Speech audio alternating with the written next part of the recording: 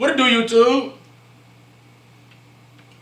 Today a great day, man. Today a good day.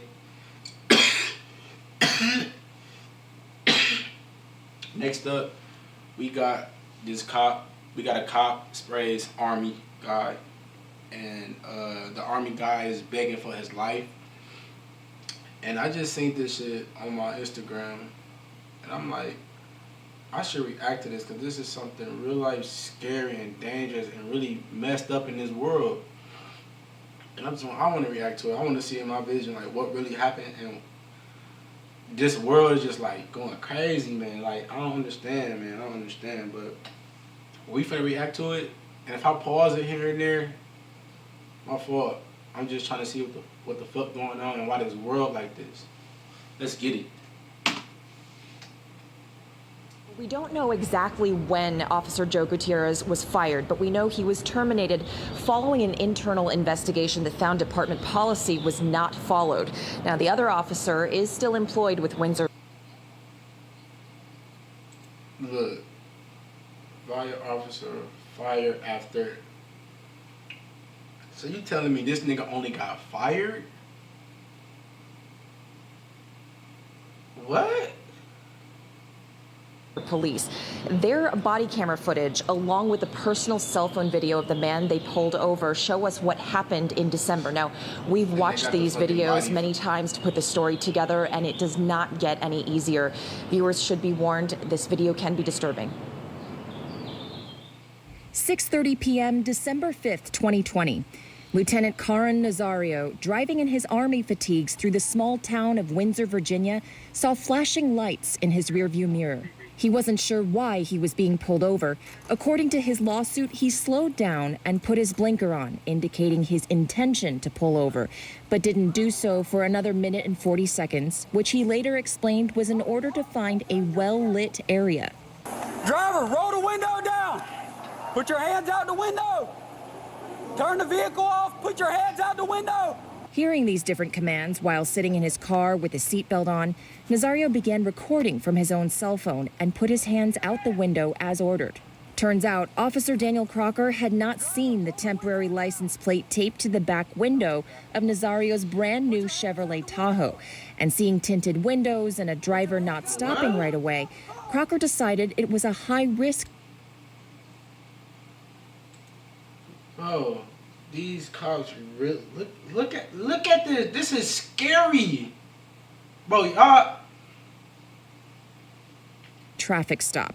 But this was never explained to Nazario, who for several minutes continued to ask why he'd been pulled over. What's going on?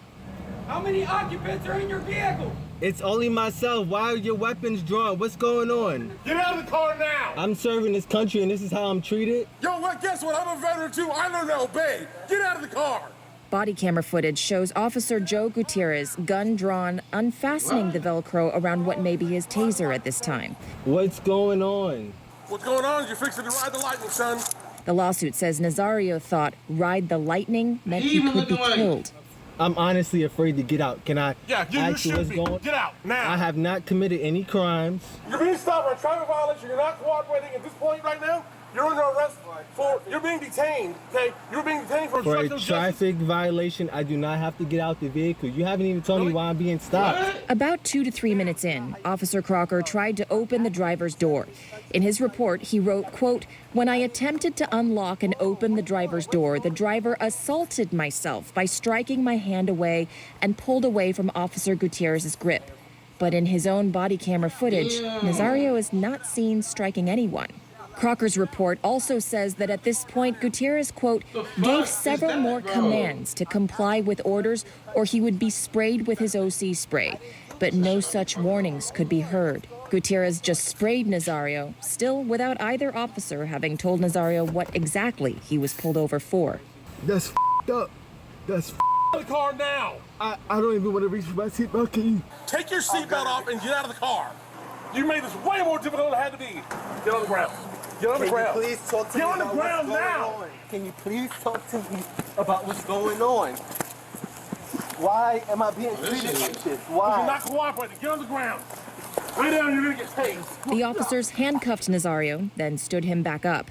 He told them his dog was in the back seat and was choking from the pepper spray.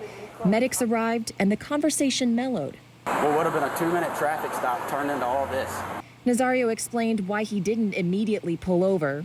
I was pulling over to a well-lit area for my safety and yours. I have respect for law enforcement. But Gutierrez said that wasn't the problem. The president and what the media is spewing with the race relations between minorities and law enforcement, I get it, okay? So like I told you, as far as you not stopping and because you're uncomfortable and you wanted a well-lit spot, Lieutenant, that happens all the time. It happens to me a lot. And it's I would say 80% of the time, not always. Look how he 80% of the trying time, to talk. It's a minority.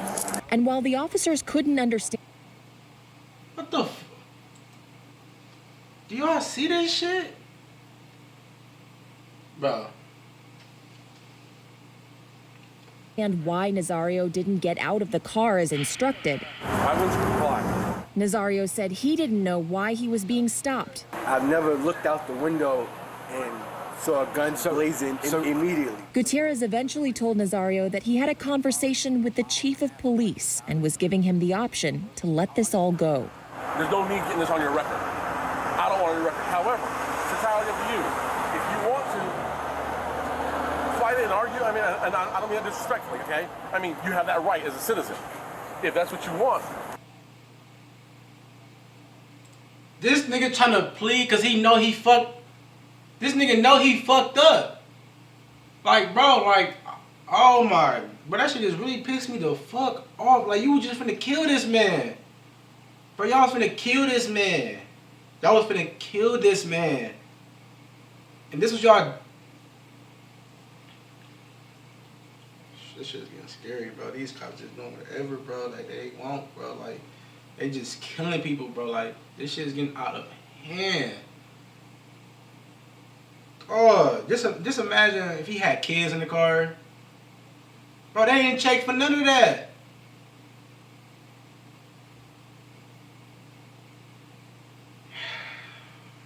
Oh, that shit just pissed me the fuck off, man. It's only one. We'll charge you. Watch this shit no more. It doesn't change my life one way or the way. The town of Windsor has also added police department-wide requirements for additional training after this incident, implemented starting in January. Now, the town manager told CNN that they're saddened for events like this to cast a negative light on their community. Part of his statement reads, rather than deflect criticism, they've addressed the matter with their personnel administratively. We should note CNN has not been able to reach either of the officers for comment. It's unclear at this time if they do have legal representation. Let me bring in retired U.S. Army Major General Dana Petard. He served as the former Army ground commander in Iraq. General, thank you. You're also the author of the book, Hunting the Caliphate, and we're glad you're here this morning. Morning, Poppy. Thank you for having me. I have to ask you, as someone who served this country, just as Lieutenant Nazario has, you lived in Suffolk, miles away from where this happened. You know the area well, you know the culture very well. Virginia Governor Ralph Northam, as you know, is saying he's very disturbed and angered by this video, as I think anyone waking up to see it is. What did you think as you watched it? I thought several things. First of all, we don't know all the facts, and that will come out in time. But what we do know, what we saw in the video, was absolutely unacceptable. You're right. I used to live in that area, and I'm familiar with the town of Windsor. That's the route that my family and I used to take to get to North Carolina, to get to I-95. You went through that town, and it just had that reputation of you need to go slow because it was almost like a speed trap. So I remember that. But this is bothersome on several levels. First of all, as a parent, as a father of two African-American sons who are 27 and 25, around the age of Lieutenant Nazario. When your child gets stopped and you're a person of color, it's not a routine traffic stop. Right. What we've taught our sons to do is to call somebody, put on your flashers, your blinkers, slow down, pull over, but if it's not well lit, try to get to a well lit place if you can. And then follow the instructions of the officers, be polite. And in this case, I felt like that's what he was trying to do. Now, the one thing maybe he didn't do is when they said get out of the car, get out of the car, but very confusing situation with the police with their guns drawn on him. It's very difficult. And they didn't even tell him, why he was being stopped in the first place. And to your point about, not getting out of the car right when they said.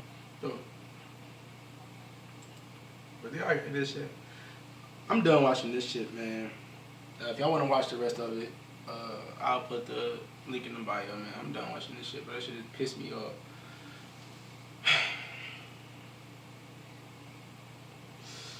Y'all let me know how y'all feel about this situation, man. That was really fucked up, man. That's scary, bro. Like, y'all really do this to this man like that, bro? He in the army? Scary out here, man. I promise you. Oh, that's why we got all these damn riots.